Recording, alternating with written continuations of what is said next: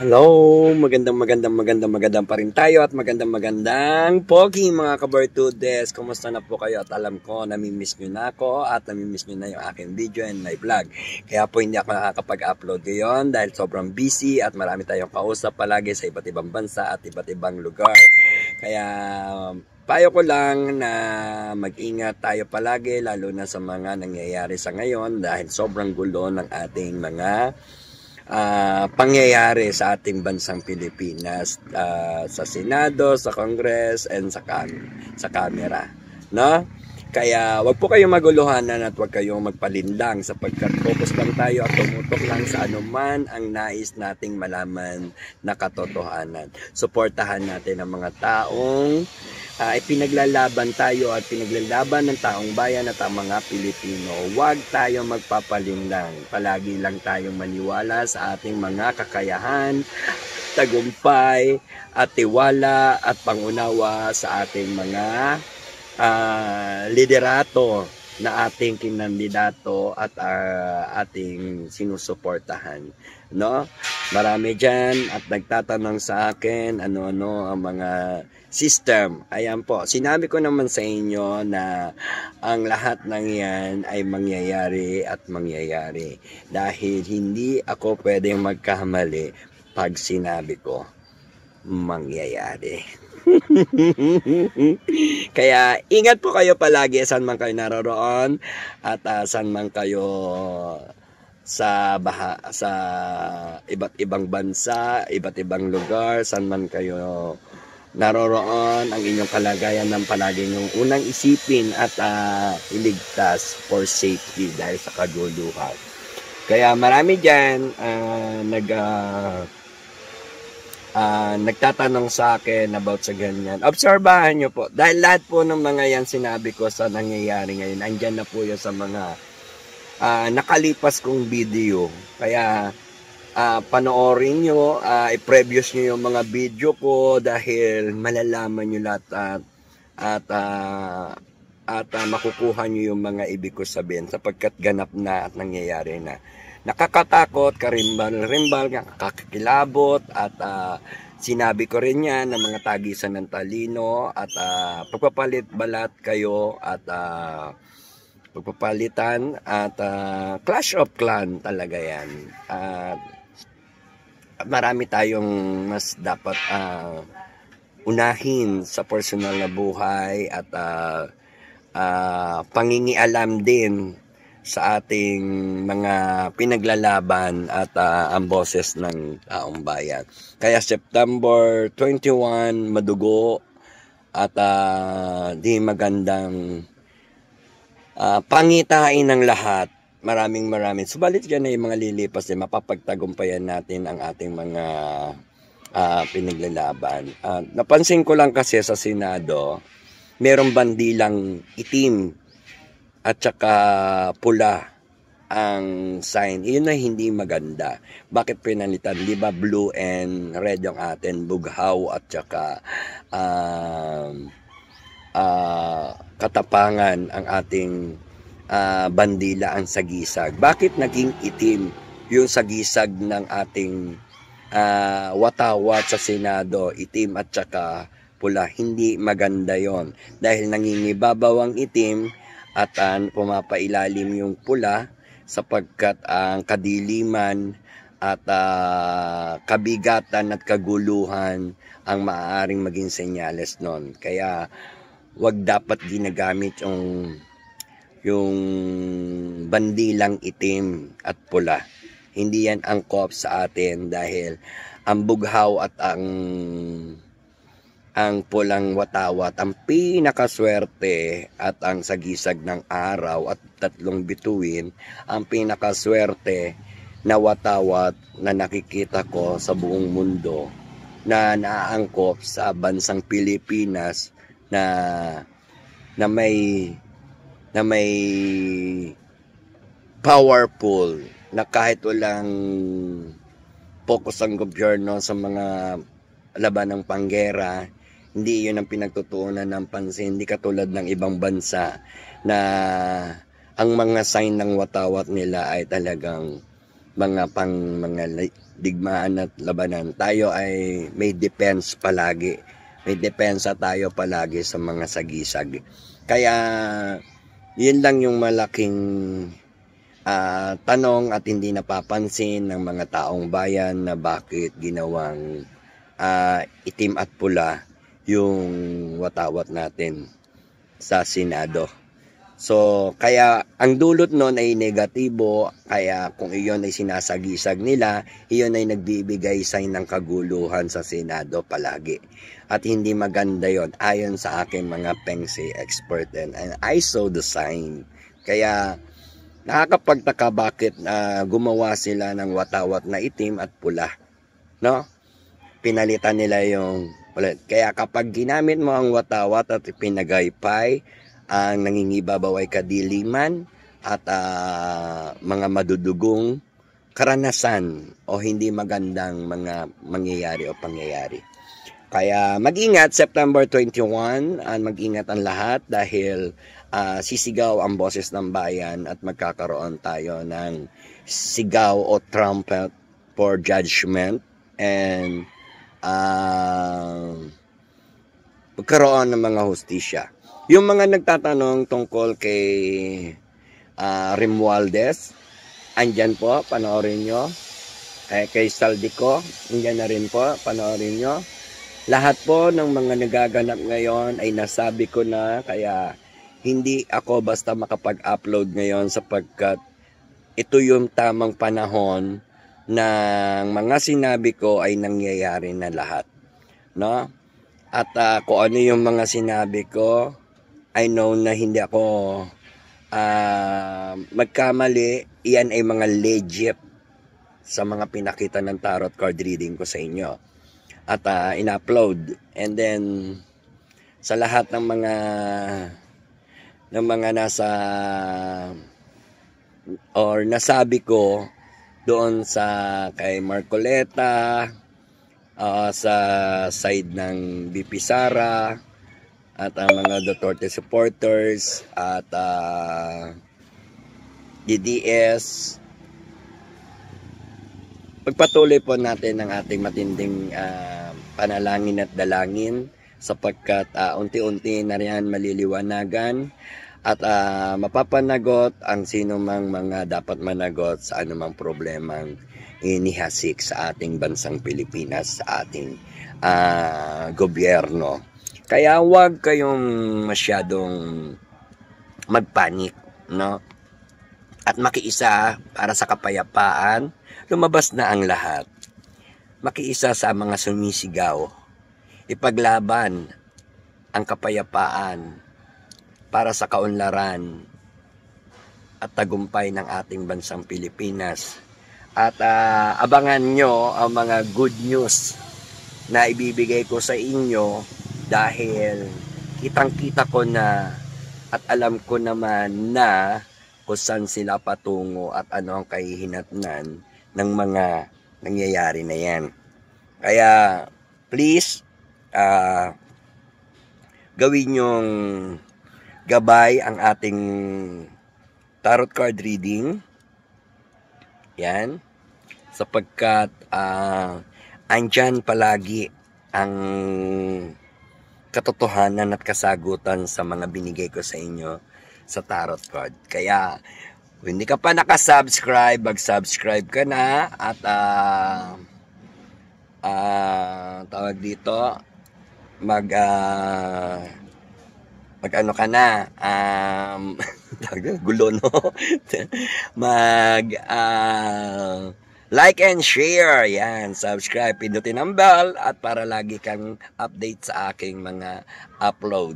Kaya sa lahat ng mga kabartudes ko, I'm happy to all of you and to all of us na always tayo panalo, always tayo tagumpay. Kapit lang, huwag kayo mawala ng pag-asa sapagkat ang gabay ng tagumpay, palaging tagumpay.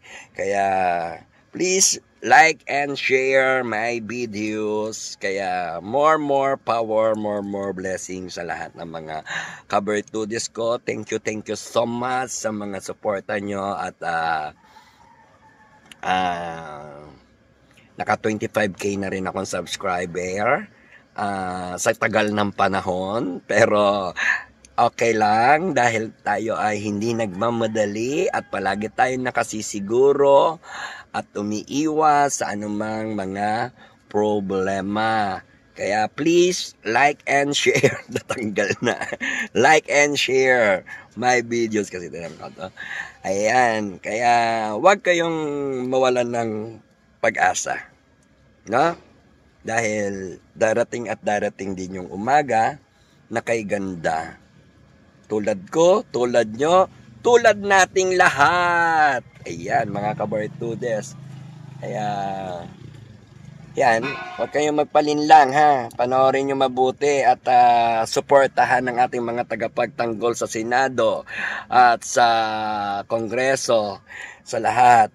Huwag tayong magpalihis ng mga usapin at landasin upang makamit natin ang ating tunay na tagumpay at pagkakataon na tayo ay maging payapa.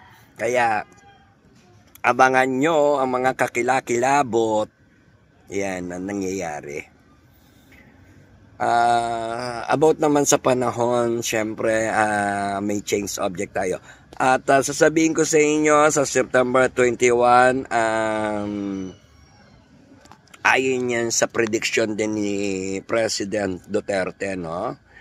Former President Duterte na sinabi niya, sinabi ko naman sa inyo na si former President Duterte ay isang psychic din yan, ano? Sa mga hindi nakakaalam. Kaya yung mga hula rin niya, tsaka yung mga ano niya, alam na alam niya yan ng mga ginagawa niya. Kaya, kumbaga, yan yung talino, yung bright niya, no? Meron siyang kakaibang kapangyarihan lakas sa taong bayan upang maghatid o magbigay o ipakita ang katotohanan, ano?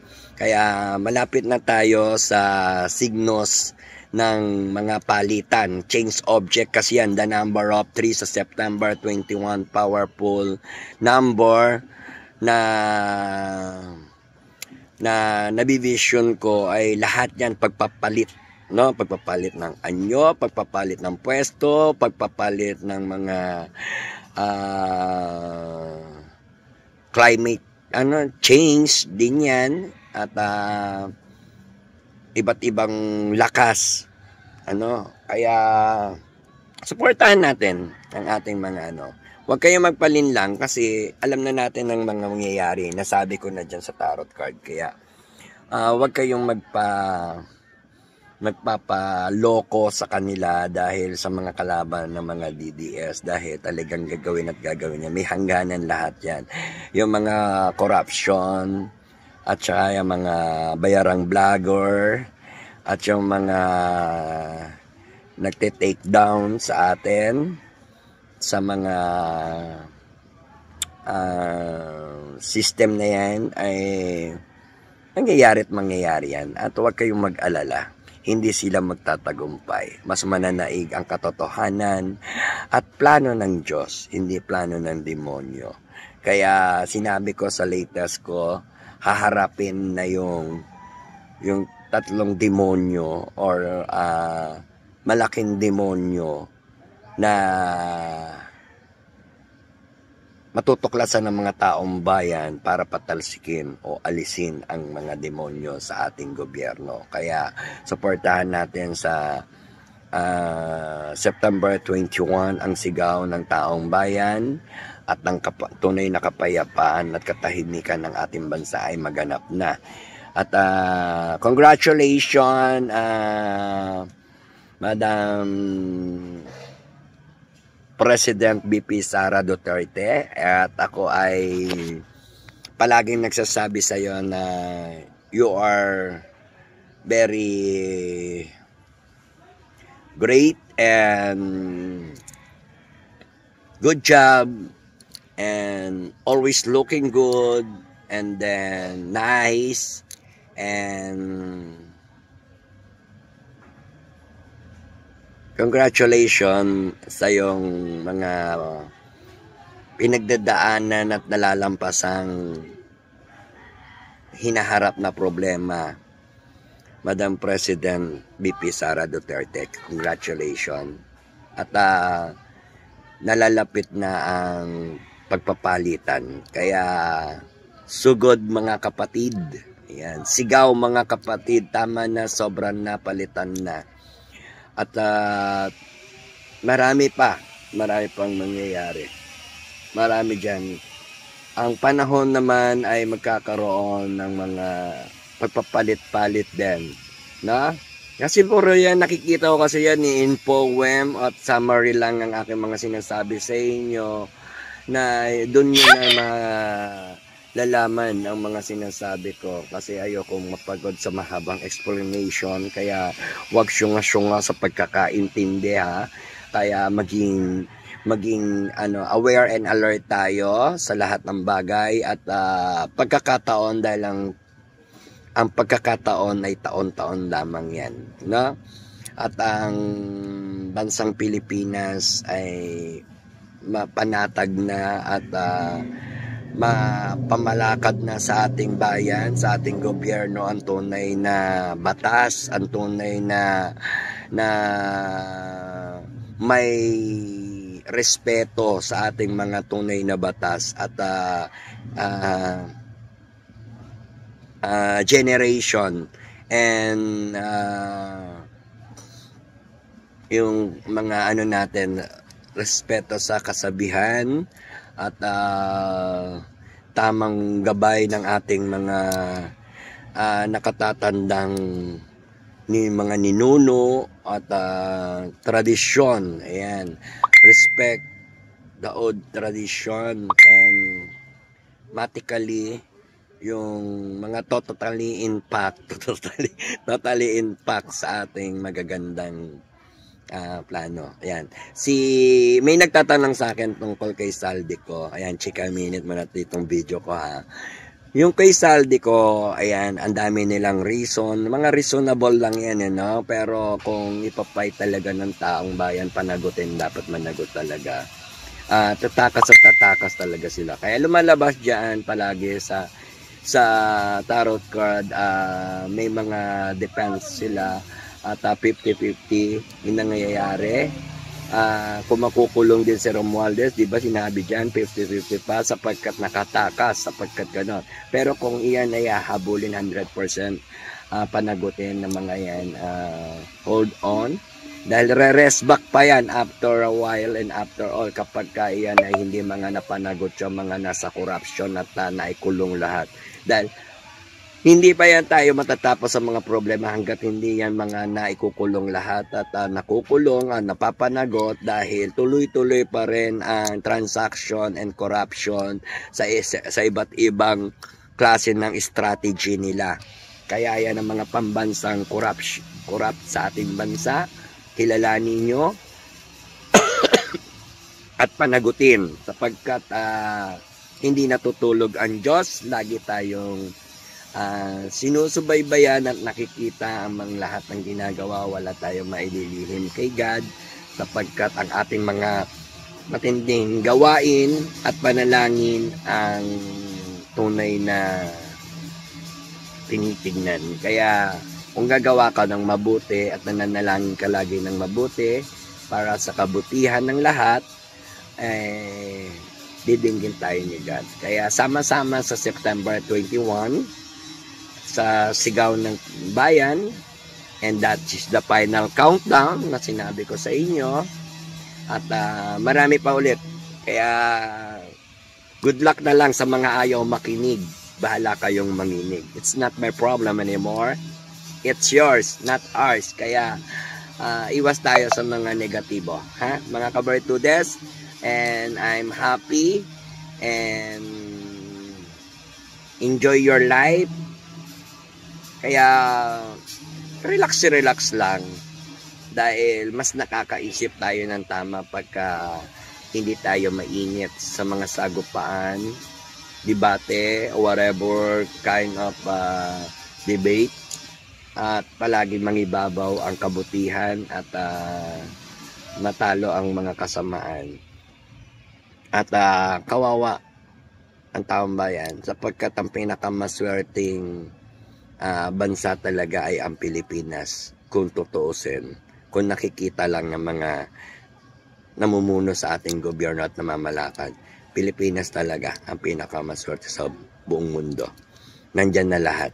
Kahit hindi gumamit ng mga armas, ng mga kasi may puso, may isip, may damdamin na mas nangingibabaw ang pangunawa at awa dahil ang Pilipino ay matyaga, mapangunawa, mapagpasensya, lahat nandyan na sa atin. Kaya masasabi kong maswerte ang Pilipino sa lahat ng mga lahi sa ating mundong ginagawan. Kaya heart prayer, and I'm happy. Abangan na natin ang pagiging presidente ni VP Sara Duterte at ni Vice or President Marcoleta. And congratulations and happy to all, good vibes sa inyong lahat. Happy lang, good vibes lang, parakit swerte, always tayo panalo, always tagumpay sa lahat ng hindi pa nakasubscribe. Mag-subscribe ka na. At sa lahat ng hindi pa nakapagpa-tarot card reading sa akin, please call me or chat me sa number na to. Ilista nyo na at inyo na akong i-chat. 0962-615-5424. Kaya sa lahat ng mga kabartudes ko, magpa-update na kayo. Lahat ng hindi pa nakakapagpa-update, ang pagpapa-update po ay isang gabay lamang para kayo ay meron kayong sundan at maiwasan at maprotektahan sa gulong ng inyong mga kapalaran. Ayan, inubo na ako. Ayan. Kaya sa lahat ng mga kabartudes ko, happy lang, good vibes lang, parakit swerte. Ayan, kontakin nyo ako sa Viber, sa cellphone number na yan, 0962-615-5424. Ayan, paulit-ulit ako nagsasabi kasi may nababasa ako dyan sa comment section ko na palagi nagtatanong ng number ko, paano daw ako makontak, paano nilalagay ko dyan, kaya dyan nyo na ako makokontak at bago ko kayo transfer sa FB account para lagi kayo nakakonekta sa akin. At kung kayo ay may kahilingan at gustong magpagaling at gustong mabasbasan, maritual at umorder ng Lucky Charm and Protection, ay bibigay natin ng inyong mga pangangailangan. At para iyan ay mapagana nyo, sundin nyo lamang ang inyong mga gabay para kayo ay bigyan ng mga malalakas na enerhiya at mapagana nyo ang inyong mga Lucky Charm and Protection. Kaya please like and share and subscribe my YouTube channel and support my video. And thank you so much kasi may lakad pa ako ngayon, may taping pa ako ngayon, kaya siningit ko lang na mga video dahil sa kaguluhan ngayon.